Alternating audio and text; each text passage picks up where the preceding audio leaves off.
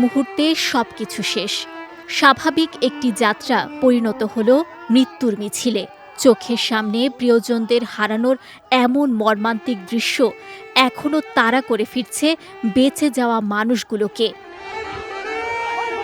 প্রত্যক্ষদর্শীরা জানান, দুর্ঘটনার আগে বাসটি থামলে কয়েকজন যাত্রী নেমে যান।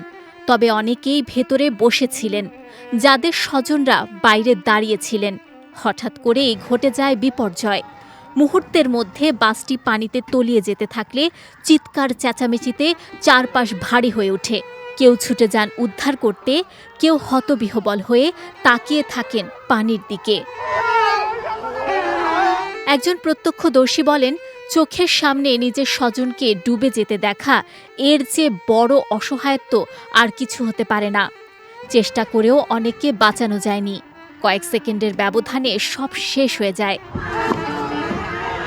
ঘটনার পর এলাকায় নেমে আসে শোকের ছায়া। স্বজন হারানো পরিবারগুলোর কান্নায় ভারী হয়ে ওঠে পুরো পরিবেশ।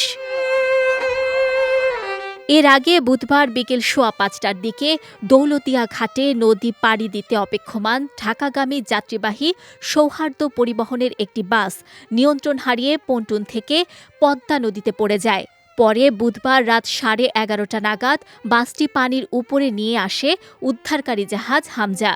এ ঘটনায় এখন পর্যন্ত ২৫ জনের মরদেহ উদ্ধার করা হয়েছে।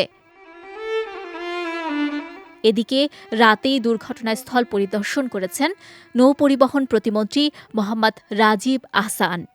এ সময় তিনি বলেন, রাজবাড়ী জেলার অতিরিক্ত ম্যাজিস্ট্রেটের নেতৃত্বে একটি তদন্ত কমিটি গঠিত হয়েছে। তারা ৩ কার্যদিবসের মধ্যে রিপোর্ট দেবেন।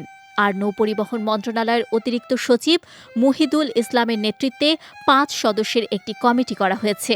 তারাও ৩ দিনের মধ্যে প্রতিবেদন দেবেন। এরপর জানা যাবে প্রকৃত ঘটনা কী ঘটেছিল।